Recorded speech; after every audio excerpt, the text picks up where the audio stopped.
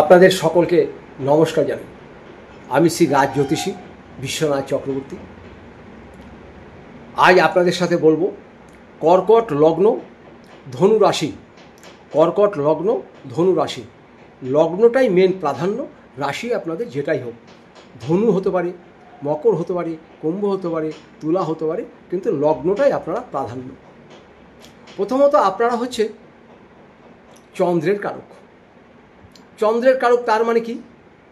চন্দ্র হচ্ছে মনের কারক। আপনাদের ভিতরে সবসময় কি বলুন তো, এক জায়গায় স্থির হয়ে বসে থাকতে পারবেন না। একটা কাজ করছেন, কিছুক্ষণ করার পরে চলে গেলেন। একটা ব্যবসা করছেন, করতে করতে আপনার মনে হবে তো এই ব্যবসাটা আমার ভালো হচ্ছে না, আমি আর একটা ব্যবসা করি। সে ব্যবসাটা বেশ কিছুদিন প্রথম বাজারে মার্কেট করলেন, লোকজন জানালেন, মানে সবাইকে নিমন্ত্রণ করে উদ্বোধন করলেন, বেশ 6 মাস 1 বছর চললো। না, এই ব্যবসাটা ভালো লাগছে না, এই ব্যবসা লস হচ্ছে, ব্যবসা করব না। আপনাদের কিন্তু জীবনে এই পরিবর্তনটা আসবে, আসতেই হবে। আর আপনাদের সবথেকে পজিটিভ দিক হচ্ছে আপনারা সবসময় চান আমার সংসারে আমার স্ত্রী, আমার মেয়ে, আমার ছেলে সবাই কিভাবে আনন্দ থাকবে। তাদের আনন্দের জন্য আপনি বাজার থেকে ধার করবেন। তারা হয়তো ভাবছে আমার স্বামী বিরাট ইনকাম করছে, ছেলে মেয়ে হয়তো ভাবছে বাবা প্রচুর ইনকাম করছে, কিন্তু তারা ভেবে একবার দেখছে না যে বাবা যে আমাদের এত আশা পূরণ করছে, সে বাবা কোথা থেকে আনছে। তাদের কিন্তু ভাবা উচিত।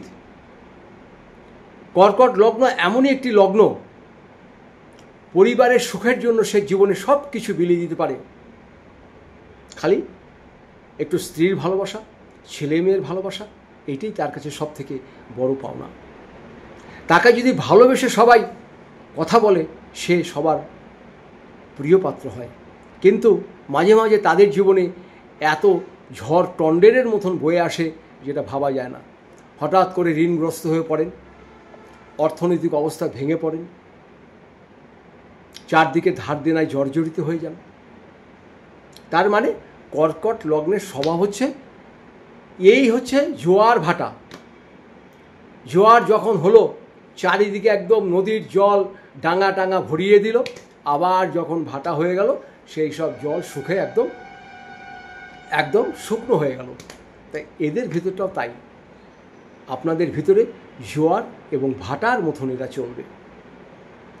আপনারা শুধু একটি কাজ করুন, দেখবেন আপনারা অনেক ভালো থাকবেন। অর্থর জন্য আপনারা চিন্তা করবেন না, শরীরের উপরে যত্ন রাখবেন, যতটা পারবেন বিশ্রাম নেবেন, ঘুমাবেন, আনন্দ ফুর্তি করবেন। আর মাঝে মাঝে দেখবেন একা যখনই থাকবেন তখন মুখের আঙুল হাতে চলে যাবে, আঙুল কাটতে আরম্ভ করবেন। তার মানে কি? এটা ডিপ্রেশন চলে আসছে। একটু খেলাধুলা করবেন, মর্নিং ওয়াক করবেন। আপনারা রান্না করতে খুব ভালোবাসবেন, যে নিজে আজকে রান্না করব, মেয়েকে খাওয়াবো, ছেলেকে খাওয়াবো, বাড়িতে আত্মীয় স্বজন আসছে তাকে খাওয়াবো, স্ত্রীকে বলবো তুমি আজকে থাকো আমি রান্না করি। এইগুলো কিন্তু তাদের ভিতরে একটু মেয়েলি ভাব থাকবে। থাকুক না, বাড়ির বেটা ছেলে রান্না কেন করবে না? মেয়েরা তো 12 মাস করেই। একদিন স্বামী রান্না করে খাওয়াবে স্ত্রীকে, এটা তো ভালো জিনিস।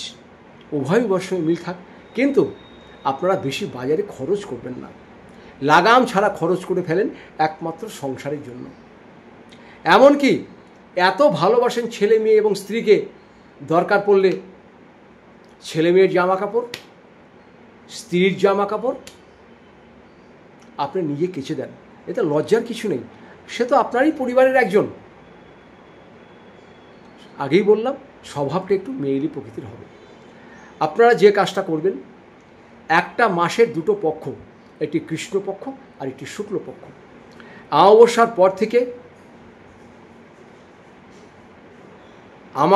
পর থেকে পূর্ণিমা পর্যন্ত হচ্ছে শুক্লপক্ষ। এই আমাবস্যার পর থেকে পূর্ণিমা পর্যন্ত আপনারা সব গুরুত্বপূর্ণ এবং ভালো কাজ করুন, সেই কাজ আপনাদের সাকসেস হবে। আর প্রতি পূর্ণিমাতে আপনারা একটি করে গোটা ফল, মিষ্টি ফল, সে কলা হতে পারে, আপেল হতে পারে, নাশপাতি হতে পারে, শশা হতে পারে, একটি করে আপেল বা একটি করে যে কোনো ফল আপনারা যে কোনো শিবলিঙ্গে দিয়ে আসুন। সোমবার করে দেবেন, বারটা হবে সোমবার। আপনারা নিজে প্রভুকে যদি দিয়ে আসেন, কোথাও যদি না থাকে যে কোনো মন্দিরে দিয়ে আসেন, যে মাথা ঠুকে প্রণাম করে আসুন। এটাই আপনাদের একমাত্র টোটকা। সোমবার দিন দেবেন এবং আপনারা শুক্লপক্ষে সব কাজ করবেন, দেখবেন আপনাদের জীবনে বহু কিছু পেয়ে যাবেন। একাধিক আপনাদের বাইক হবে, একটা ছেড়ে একটা বাইক হবে, একটা গাড়ি ছেড়ে আরেকটা গাড়ি হবে, একটা বাড়ি ছেড়ে আরেকটা বাড়ি হবে।